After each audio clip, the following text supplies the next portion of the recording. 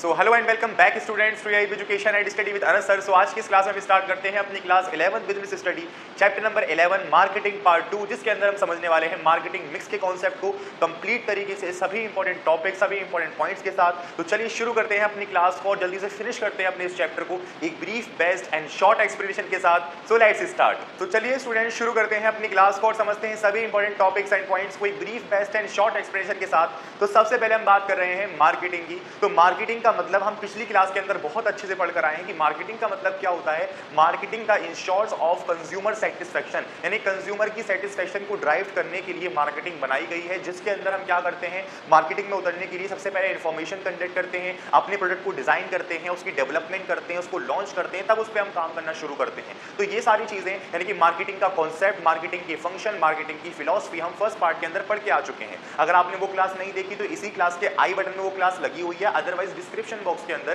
Playlist का link भी available है, वहां पे आपके सभी चैप्टर्स मिल जाएंगे। तो यहाँ पे अभी हम पढ़ रहे हैं 11.2 यानी कि पार्ट 2 हम पढ़ने वाले हैं। सबसे पहले हम वापस से रिकॉल कर लेते हैं अपने मार्केटिंग का फंक्शन। तो मार्केटिंग का मतलब हम ये जान चुके हैं कि भाई marketing the ensures of consumer satisfaction, यानी कंज्यूमर की सेटिस्फैक्शन को लेके पूरी तरीके से मार्केटिंग डिजाइन है। अच्छा, मार्केटिंग के अंदर क्या होता है कि आखिर किस तरीके से हम अपनी सेल बढ़ाएं, अपना प्रमोशन करें, अपना एडवर्टीजमेंट करें, अपनी किसी तरीके से मार्केटिंग करें। तो यानी कि क्या है कि उसका हम फर्दर प्रोसेस समझ कर आए थे कि भाई पहले आप इनको इन्फॉर्मेशन कंडक्ट करनी है, फिर प्लान बनाना है, ऑर्गेनाइजिंग करनी है, फिर अपने प्रोडक्ट की डेवलपमेंट करनी है। तो ये सब चीजें ठीक है, अच्छी बात है, परंतु यानी कि हम मार्केटिंग के अंदर आने के बाद हमारी डिसीजंस को जो फ्लक्चुएट करते हैं वो दो तरीके के रीजन करते हैं। पहला क्या होता है, कंट्रोलेबल फैक्टर, और दूसरा होता है हमारे पास अनकंट्रोलेबल फैक्टर यानी कि नॉन कंट्रोलेबल फैक्टर। तो नॉन कंट्रोलेबल फैक्टर का मतलब क्या होता है कि ऐसे फैक्टर जिसके ऊपर हमारा किसी तरीके का कोई कंट्रोल नहीं होता, यानी कि अगर वो फैक्टर आया है तो हमें उसके हिसाब से अपने डिजाइन की, अपने प्रोडक्ट की, अपने फीचर्स की खुद ब खुद डेवलपमेंट करनी पड़ती है,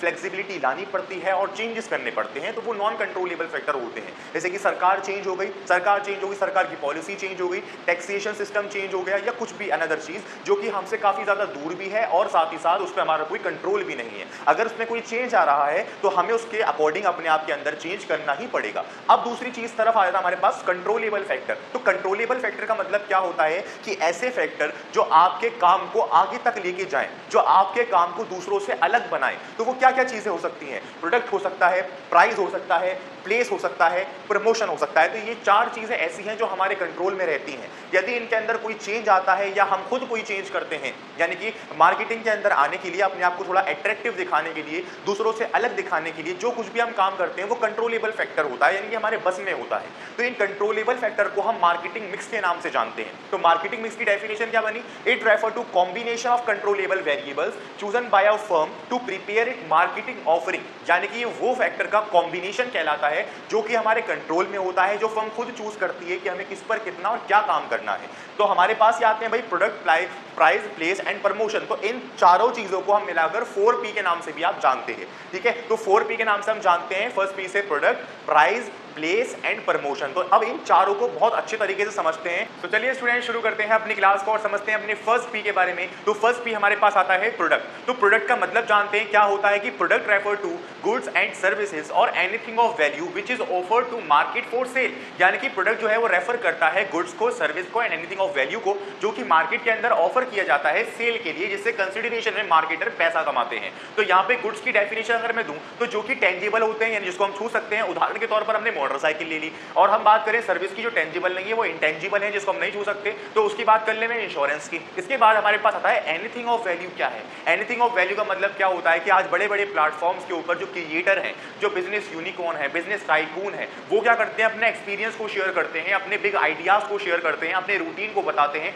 वो आपके लिए एक इंस्पिरेशन बनते हैं, आपको एक मोटिवेट करते हैं और आपको एक सही डायरेक्शन दिखाते हैं। तो ये सही डायरेक्शन आपको कोई फ्री में नहीं दिखा रहे, आप उनका शो देखने के लिए जाते हो, टिकट परचेज करते हो, जिससे उनकी कमाई होती है। तो आज हम क्या जान पाएंगे कि डिफरेंट प्लेटफॉर्म्स पे जो मोटिवेटर हैं, जो आपको इंस्पायर कर रहे हैं, बिजनेस ट्रेनिंग दे रहे हैं, वो सभी के सब क्या है, एनीथिंग ऑफ वैल्यू के अंदर कंसीडर कर रहे हैं in the product for a market. तो यहाँ पे हमने ये जान लिया। अच्छा, ये जो हम प्रोडक्ट वगैरह डिजाइन करते हैं वो किसके लिए करते हैं, सेटिस्फैक्शन के लिए करते हैं ना। यानी कि अब तक आपने 2 बार मार्केट का मतलब समझ लिया कि market the ensures of consumer satisfaction, यानी कंज्यूमर की सेटिस्फैक्शन के लिए हम ये सब चीज कर रहे हैं। तो यहाँ पे टाइप्स ऑफ सेटिस्फैक्शन आ जाती है भाई हमारे पास प्रोडक्ट के लेवल में। पहली आती है हमारे पास फंक्शनल सेटिस्फैक्शन, सेटिस्फेक्शन, दूसरी आती है साइकोलॉजिकल सेटिस्फेक्शन, तीसरी आती है सोशल सेटिस्फेक्शन। अब इन तीनों को एक चेन के माध्यम से समझते हैं। मान लीजिए मैंने जैकेट परचेज करी और ये जैकेट ज़ारा की है, जब मैंने इसको पहना और ये मेरे बिल्कुल फिट आई और मेरे साइज की है, भाई मुझे सही लग रही है, तो ये फंक्शनल सेटिस्फेक्शन हो गई कि जो चीज़ मैंने टेकन ओवर करी वो मुझको ठीक आ गई, मेरे बिल्कुल साइज की है और मेरी सेटिस्फेक्शन को लीड कर रही है, ये है फंक्शनल सेटिस्फेक्शन। दूसरी आती है साइकोलॉजिकल सेटिस्फेक्शन, मैं इसको पहनकर कॉन्फिडेंट फील कर रहा हूँ, अच्छा फील कर रहा हूँ, मैं खुद को अच्छा लग रहा हूँ, ये साइकोलॉजिकल सेटिस्फेक्शन है। यहीं पर इस प्रोडक्ट को पहनने के बाद जब मैं मार्केट के अंदर घूम रहा हूँ, सोशली घूम रहा हूँ, तो लोग पहचान रहे हैं कि ये उस कंपनी की है, ये उस जगह की है, ये वहां से ली गई है, ये इतनी महंगी है, तो ये होती है सोशल सेटिस्फेक्शन। तो यहाँ पे हमने तीन सेटिस्फेक्शन समझ ली, functional and psychological and third आती है हमारे पास सोशल। फंक्शनल मतलब पहनने के बाद सही आ रही है, साइकोलॉजिकल मतलब हमें अच्छा लग रहा है, भाई हमें कॉन्फिडेंस फील हो रहा है, बढ़िया लग रहे हैं हम देखने में भी, तो ये हमारे पास साइकोलॉजिकल सेटिस्फेक्शन होता है। सोशल सेटिस्फेक्शन मतलब ये होता है कि जो चीज़ आपने पहनी है वो सामने वाला पहचाने, तो ये सोशल सेटिस्फेक्शन कहलाता है। अच्छा, ये जो तीनों चीजें मैंने आपको बताई, इसके अंदर क्या होता है, बिजनेस का बहुत बड़ा रोल रहता है। तो हमने ना इंपॉर्टेंट डिसीजन लेने होते हैं ताकि ये तीनों की तीनों टाइप्स ऑफ सेटिस्फेक्शन हमारे प्रोडक्ट से डिनोट कर पाए। तो हम क्या करते हैं भाई, अपने डिसीजन के अंदर तीन चीजें करते हैं involve, branding, packaging and labelling. तो ये तीन चीजें हमारे पास इतनी इंपॉर्टेंट होती हैं जिससे हमारा प्रोडक्ट फुल्ली इंस्पायर्ड होकर मार्केट के अंदर धूम धड़ाक तरीके से सेल होता है और हमारी ब्रांड वैल्यू बनाता है। तो अभी मैं बताता हूं आपको ब्रांडिंग क्या होता है। ब्रांडिंग का मतलब जानिए, it refer to that process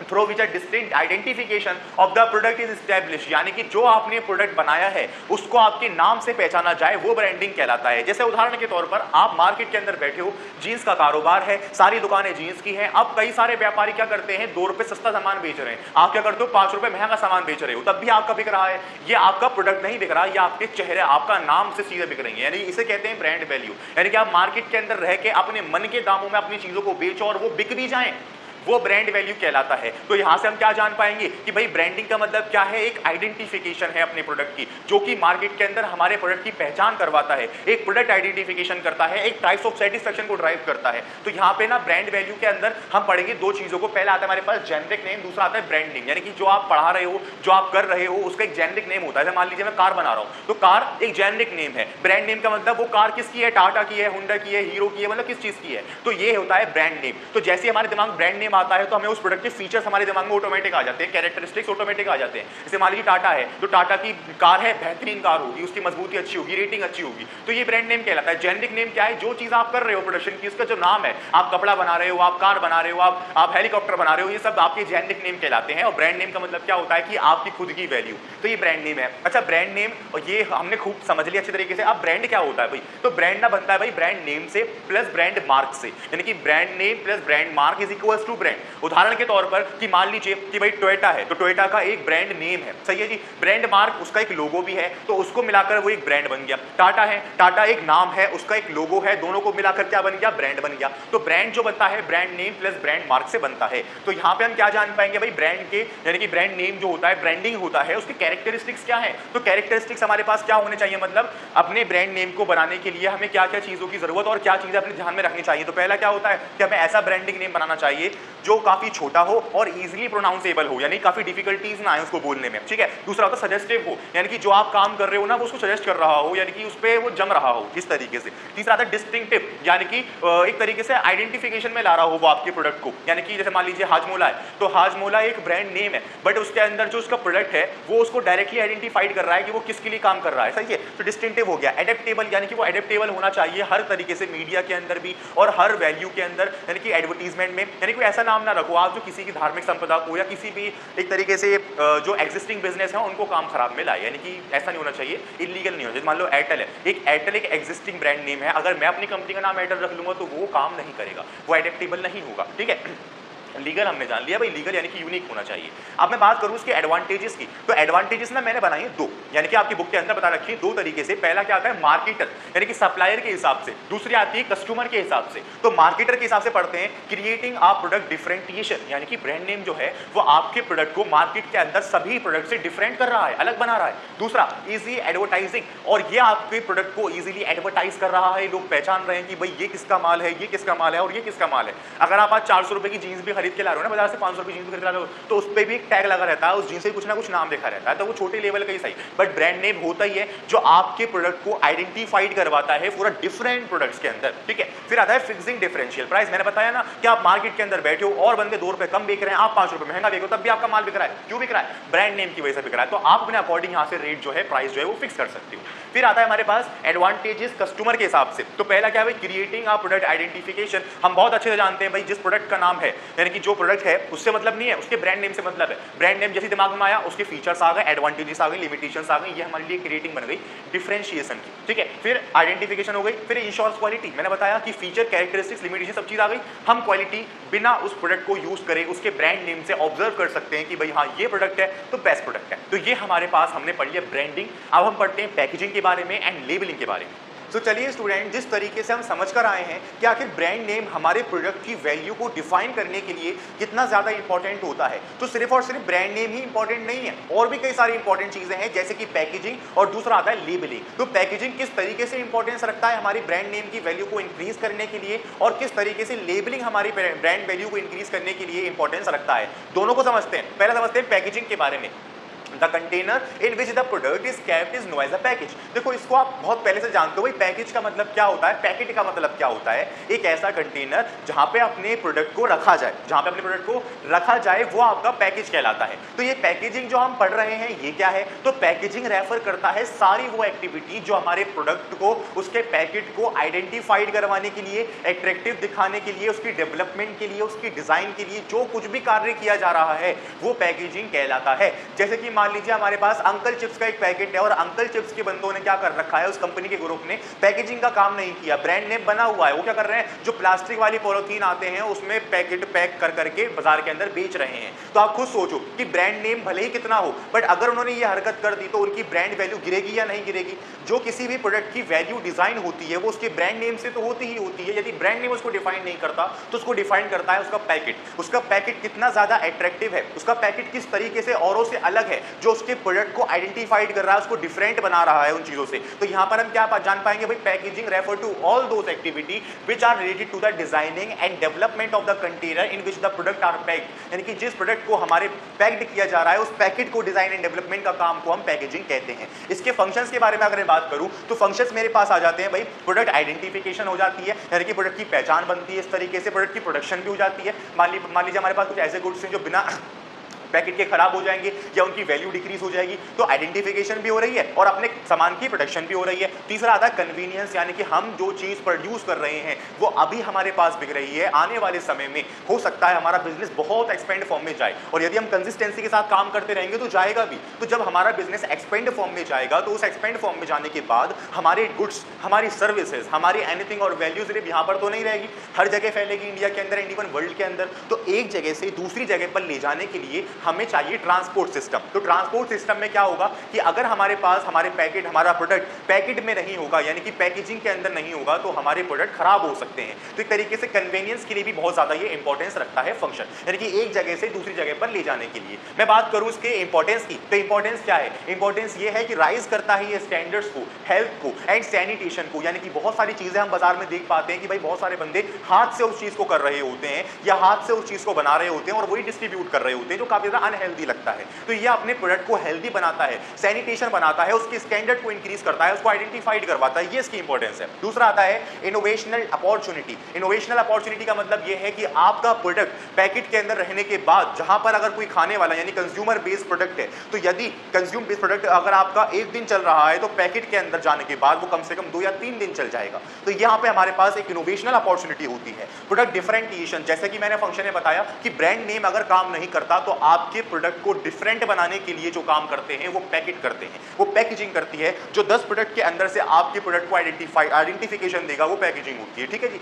तो यहाँ पे हमने जान लिया पैकेजिंग के बारे में, किस तरीके से वो हमारी प्रोडक्ट की वैल्यू को बढ़ाने के लिए मैटर रखता है। फिर हम बात करते हैं लेबलिंग के बारे में। लेबलिंग क्या होता है भाई, a label is a slip which is found on the product itself or on the package providing all the information regarding the product and its producer. देखिए यहाँ पे आप जान पाओगे कि भाई अगर हम अंकल चिप्स का पैकेट बाजार से खरीद रहे हैं तो अगर मैं उसको पलटूंगा, मैं उसको उल्टा करूंगा, तो मैं यहाँ देख पाऊंगा एक तरीके से टेबल बनी रहती है हमारी। उस टेबल पे क्या होता है, उस प्रोडक्ट की सारी इंफॉर्मेशन होती है उस जगह पर।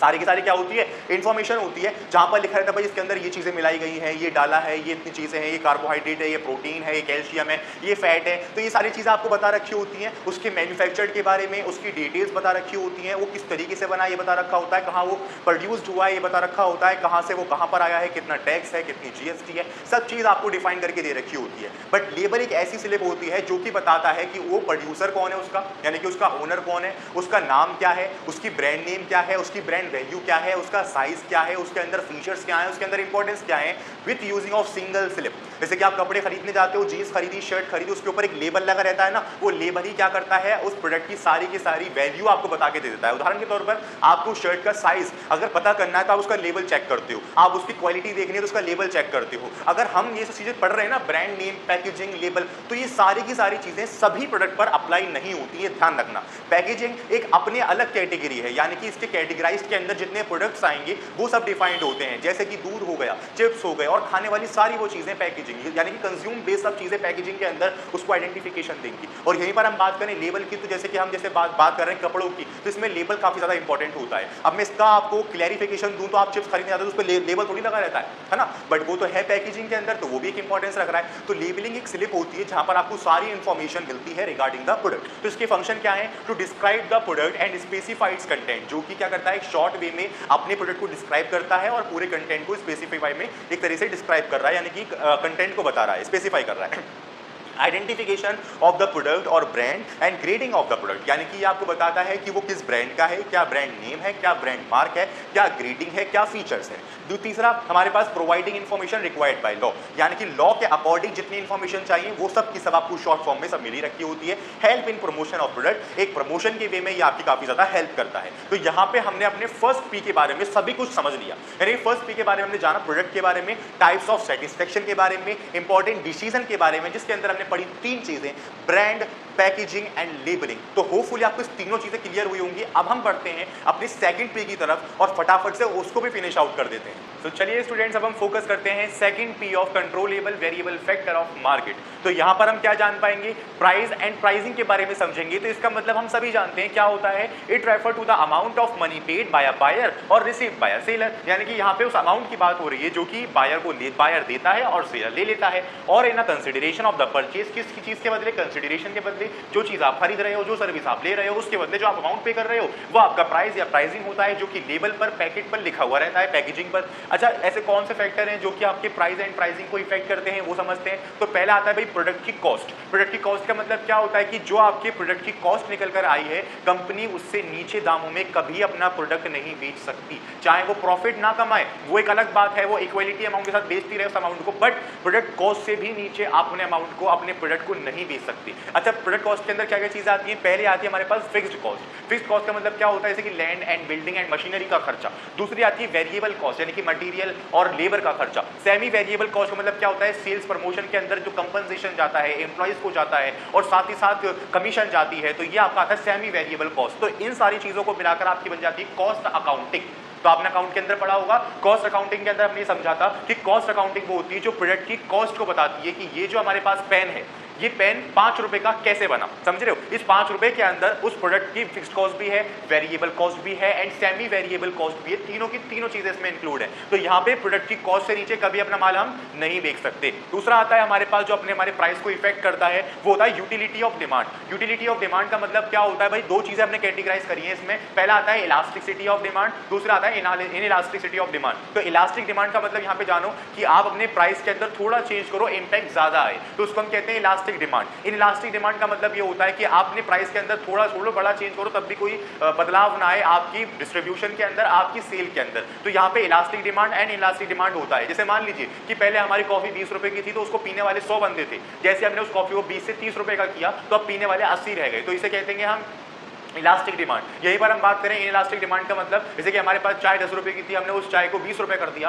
तो यहीं पर हमने क्या करा कि हमारे ग्राहक बंदे के बंदे हैं तो वो कहीं नहीं गए, तो उसको इलास्टिक डिमांड हम कहेंगे। तो यहाँ पे आप ये जान लीजिए कि प्रोडक्ट का जो यूटिलिटी ऑफ डिमांड है वो इलास्टिक वे में चल रही है कि इलास्टिक वे में चल रही है, वो बहुत ज्यादा मैटर करता है हमारे प्राइस एंड प्राइसिंग कॉन्सेप्ट पे। तीसरा था हमारे पास extent of competition in the market, यानी कि कॉम्पिटिशन लेवल के अकॉर्डिंग आप अपने प्राइस को डिस्ट्रीब्यूट करते हो, प्राइस मैनेज करते हो और प्राइसिंग के इफेक्ट डालते हो और उसी हिसाब से अपने प्रोडक्ट की कॉस्ट बनाते हो। यहाँ पे आपका चौथा इंपैक्ट क्या आता है भाई, government and legal regulation. Government and legal regulation हम पढ़कर आए हैं, ये वो कॉन्सेप्ट है, ये वो एलिमेंट है जो नॉन कंट्रोलेबल वेरिएबल फैक्टर में आता है। इसके ऊपर हमारा किसी तरह का कोई कंट्रोल नहीं होता, इसके अकॉर्डिंग हमें अपने प्रोडक्ट की प्राइस को बढ़ाना पड़ता है या घटाना पड़ता है, सीधी बात है। फ्रेंड्स, हम समझते हैं प्राइसिंग ऑब्जेक्टिव के बारे में कि आप अपने प्रोडक्ट को बनाने के लिए आखिर क्या ऑब्जेक्ट रख के काम कर रहे हो। तो हमारे पास आते हैं 3 तरीके के ऑब्जेक्टिव। पहले आता है हमारे पास obtaining a market share leadership, यानी कि आप मार्केट शेयर को अपनी तरफ अट्रैक्ट करना चाहते हो, अपने कस्टमर्स को अपनी तरफ अट्रैक्ट करना चाहते हो, आप कम से कम उसका प्राइस रखो अपने प्रोडक्ट का, तो कस्टमर आपसे खुद ब खुद अट्रैक्ट होता चला जाएगा। तो इसे कहते हैं ऑब्टेन अ मार्केट शेयर लीडरशिप।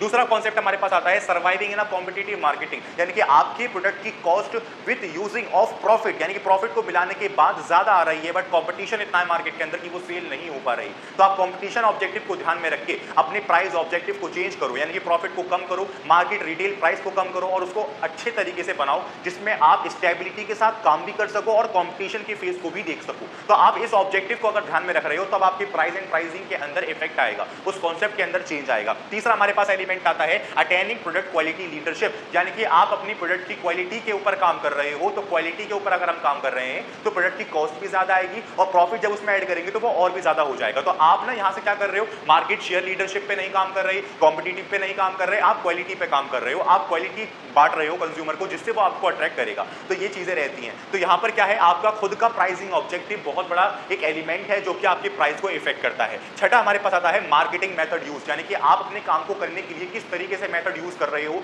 क्या काम को करने के क्या तरीके अपना रहे हो, ये बहुत बड़ा इंपैक्ट करता है। इन द सेंस यहाँ पे समझ लीजिए, पहला आता है डिस्ट्रीब्यूशन सिस्टम। आप अपने प्रोडक्ट को बनाने के लिए क्या आप डिस्ट्रीब्यूशन सिस्टम यूज कर रहे हो, क्वालिटी सेल्समेंट ऑफ एम्प्लॉयड, यहीं पर quality and amount of advertising. तो यानी कि हम ये जान पाएंगे किसी भी काम को करने के कई तरीके होते हैं। एक होता है बहुत लेंथी मेथड, एक होता है शॉर्ट मेथड, एक होता है वेरी शॉर्ट मेथड। तो आप हमेशा ध्यान रखना कि लेंथी मेथड से क्या होता है, प्रोडक्ट की कॉस्ट भी ज्यादा आती है। तो हमें ये नहीं करना कि सिर्फ और सिर्फ स्मार्ट वर्क से नहीं वेरी शॉर्ट मेथड से चलेगा काम हो गया, ऐसा नहीं। आपको hard work plus smart work करना है, यानी कि हार्ड वर्क से ही पैदा होता है स्मार्ट वर्क। जब आप बहुत सारी बार प्रोडक्शन करोगे, गलतियां करोगे, तो वो गलतियां आपको एक्सपीरियंस देंगी और जितना आपको एक्सपीरियंस होता जाएगा उतनी आपकी गलतियां कम होती चली जाएंगी। तो आपका मेथड क्या है काम करने का, वो आपकी प्राइस को इंपैक्ट करता है। अगर आप लेंथी मेथड अपना रहे हो, आप प्लानिंग नहीं कर रहे, डिजाइनिंग नहीं कर रहे, डेवलपमेंट नहीं कर रहे, तो आपका पैसे का जो फ्लो है वो खराब हो जाएगा। यानी कि अल्टीमेटली डुप्लीकेशन एक्टिविटी के अंदर आपका पैसा खराब तो नहीं हो रहा। ये मेथड्स होते हैं। तो आप अगर पहले से प्लानिंग बना रहे हो हर चीज की, डिजाइनिंग कर रहे हो हर चीज की, तो आपके जो पैसे हैं, आपके जो मेथड है बहुत इफेक्टिव तरीके से एंड इफिशियंसी के साथ काम करते हैं। तो ये हमने प्राइस कॉन्सेप्ट को जाना, यानी सेकंड पी के बारे में समझा।